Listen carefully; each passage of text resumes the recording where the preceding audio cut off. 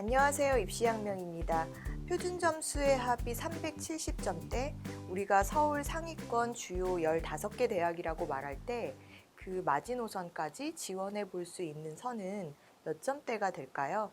오늘은 기존의 합격자 사례를 통해서 어느 정도 선까지 지원이 가능한지 알아보도록 하겠습니다. 2019학년도, 그러니까 지난해 수능에서 정시로 합격한 학생들의 사례를 볼 텐데요. 우선 A 학생은 작년도 수능 성적이 국어 123점, 수학 가형이 123점, 물리 1 65점, 화학 1 60점, 영어 2등급, 한국사 1등급을 취득했었던 학생입니다.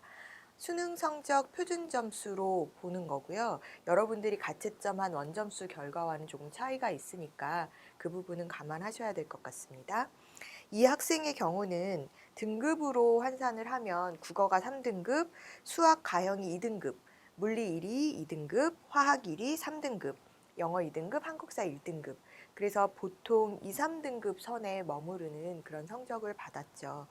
국수탄 표준 점수의 합이 371점이었고요.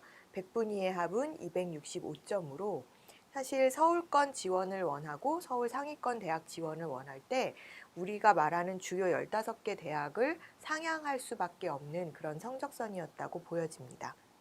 학생은 컴퓨터 계열 학과를 선호했었는데요. 지금 이 학생의 성적으로 지난해 가나다군에 지원 가능한 최대한 점수에 딱 맞춰서 그 점수선에 배치가 가능한 대학선을 우리가 먼저 살펴보면은요. 서울 경기권을 이제 합쳐서 너무 하향 지원 말고 딱 점수에 맞춘 선은 이제 경기권에서는 뭐 과천대 그리고 경희대 국제캠 등등을 우리가 가장 적절한 상향선, 소신 상향선으로 볼 수 있을 것 같고요. 또 한양대 에리카나 중앙대 안성 캠퍼스, 단국대 죽전 캠퍼스도 경기권에서 소신 상향해 볼 수 있는 선으로 파악이 되었습니다. 서울권에서는 국민대, 건국대, 동국대, 숭실대, 세종대, 또 서울과기대 선을 얘기해 볼 수 있었는데요. 학생은 가군과 다군에서는 상향 지원을 하기를 원했고 나군은 소신 지원 전략을 세워서 지원하겠다라는 그런 계획을 가지고 있었습니다. 그래서 가와 다군을 상향선에서 선택하고 나군에서는 소신 지원 전략으로 지원을 했는데요.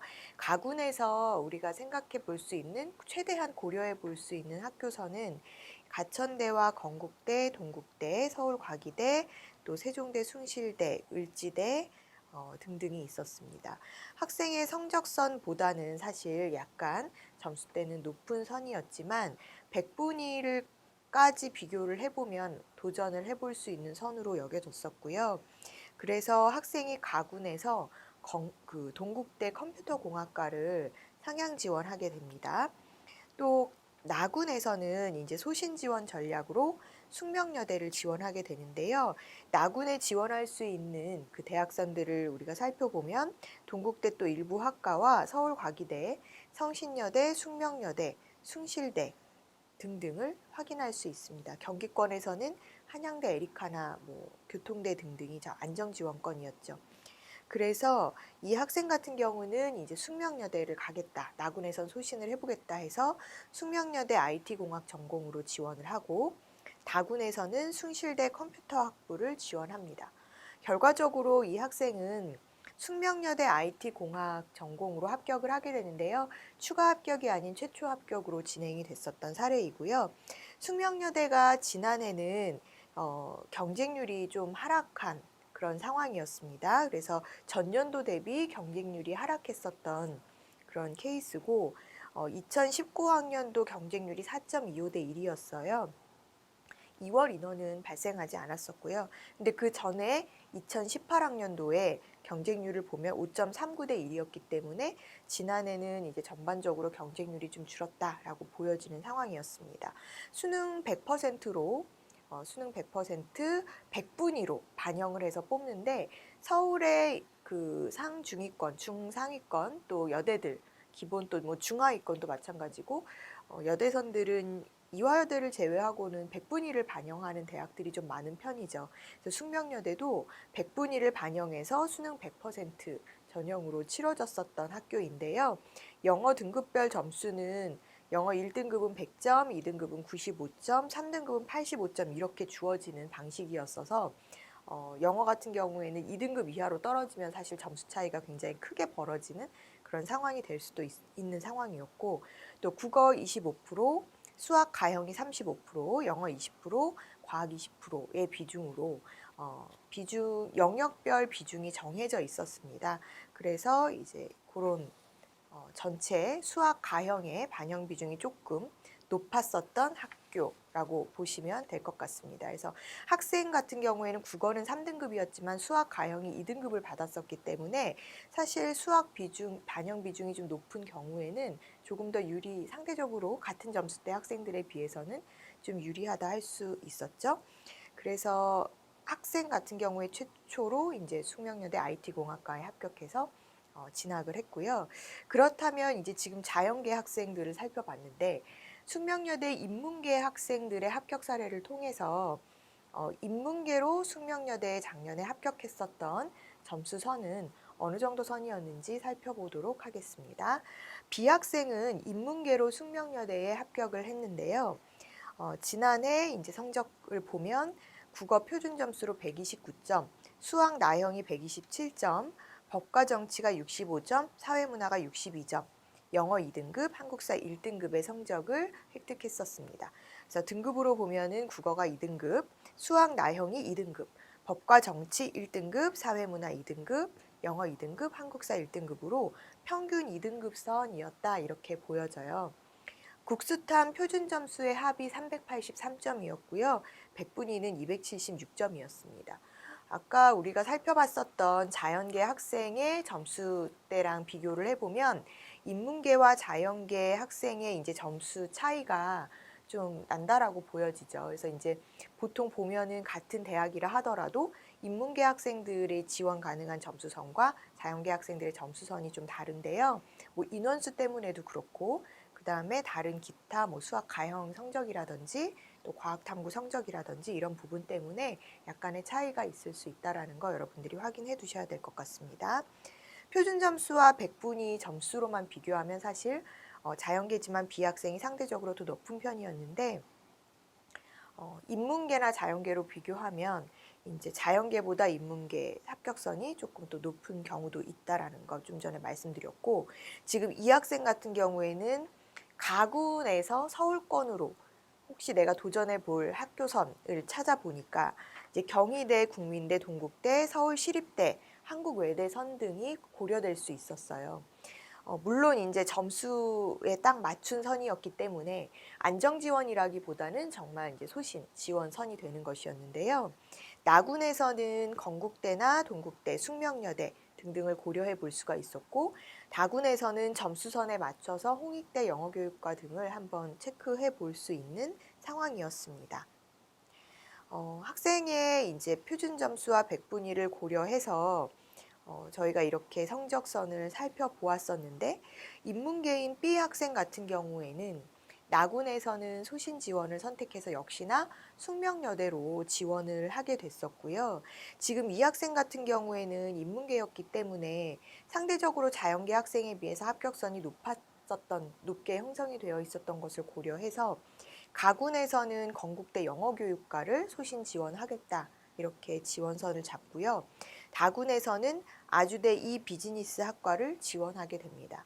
지금 학생이 경기권까지 고려해서 살펴봤을 때 지금 나군과 다군에서 또 고려해 볼 수 있는 경기권의 점수선이 맞는 학교는 나군에서는 경희대 국제캠퍼스, 그리고 다군에서는 아주대 등등을 우리가 생각을 해볼 수 있었거든요. 그래서 학생이 보다 더 안정적인 지원선, 그러니까 나는 서울 경기권 통틀어서 안정적인 지원권을 잡겠다라고 해서 가군 건국대 영어교육, 나군 숙명여대 글로벌 협력, 그리고 다군에서는 아주대 비즈니스 학과를 지원했고, 최종적으로 학생은 건국대는 불합격을 했고요. 숙명여대와 아주대에 합격을 했는데요. 숙명여대 비즈니스 학과로 숙명여대 글로벌 협력 전공으로 지원을 결정하게 됩니다.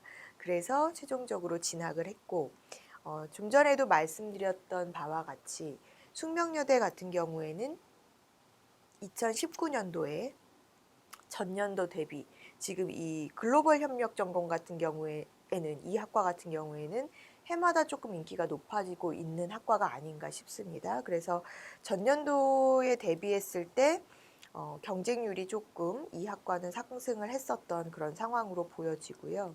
최초 모집 인원이나 2월 인원까지 감안했을 때 인원의 변동이 없었어요. 그 얘기는 2월 인원이 많지 않았다는 건데 보통 이제 그 2018학년도에 보면은 2월 인원까지 포함해서 지금 10명을 선발했었던 상황이었던 거거든요. 그래서 자연계는 2월이 많이 되지 않았었지만 지금 인문계 학과 같은 경우에는 2월 되는 인원이 좀 있었다. 이렇게 보시면 될 것 같고요. 지금 올해에 모집 인원으로 정시에서 모집하겠다. 글로벌 협력 전공으로 모집 인원을 이제 설정한 인원수가 4명입니다. 그래서 올해 수시 결과에 따라서 몇 명이 이월될지는 우리가 두고 봐야 할 것 같은데요. 만약에 이전처럼 2월 인원이 발생을 한다라고 가정을 한다면 올해도 최초 모집 인원보다는 조금 더 많은 인원을 선발하지 않을까 하는 생각이 들고요. 학생 같은 경우에 이제 내가 인문계고 지금 이 점수를 받았다. 그런데 여러분들이 체크를 해보셔야 될 거는 2019학년도에 비해서 올해 수능이 전반적으로 중위권 학생들에게는 변별력이 있는 시험이었지만 난도는 낮았었다라는 평가가 있거든요. 그렇기 때문에 이 부분을 체크를 하시고 또 응시 인원도 지난해에 비해서 올해 수능은 역대 수능에서 가장 낮은 응시 비율을 보였다. 이런 결과 발표가 있었죠. 그렇기 때문에 이런 부분까지 감안했을 때 작년의 입시 결과는 참고로 하시고 올해는 또 달라질 수 있고 올해 지원 전략이 또 어떻게 달라질지를 우리가 좀 체크를 해봐야 되는 상황입니다. 국어 35% 인문계였기 때문에 국어 반영 비중이 숙명여대는 높았고 자연계는 아까 수학이 35%의 비중으로 학생을 선발했지만 인문계 같은 경우에는 국어 반영 비중이 높죠. 그래서 국어 반영 비중이 35%, 수학 반영 비중이 25%, 또 영어 20, 탐구 20 이렇게 반영해서 수능 100% 백분위로 표준 점수로 이제 학생을 선발했었던 상황입니다. 그래서 2020학년도에는 지금 인문계 숙명여대 같은 경우에는 표준 점수의 활용으로 보여지고요. 그래서 이런 차이점들이 좀 있으니까 여러분들이 체크를 해보셔야 될 것 같고 올해 반영 비중으로 보면 역시나 영어 등급별 점수가 지금 1등급은 100점이 다 주어지지만 2등급은 95점이 주어지는 상황이에요. 또 3등급부터는 85점이 주어지기 때문에 등급별 2등급 이하부터는 사실은 획득할 수 있는 점수 편차가 커지게 되죠. 따라서 영어는 2등급 이내여야 어느 정도 지원이 유리하지 않겠는가 하는 생각이 듭니다. 한국사 같은 경우는 3등급까지는 3점 만점이 주어지고 6등급까지 2점, 9등급까지 1점 이런 식으로 사실 상대적으로 한국사 반영 비율은 우리가 좀 적지 않나 이런 생각이 드는데요.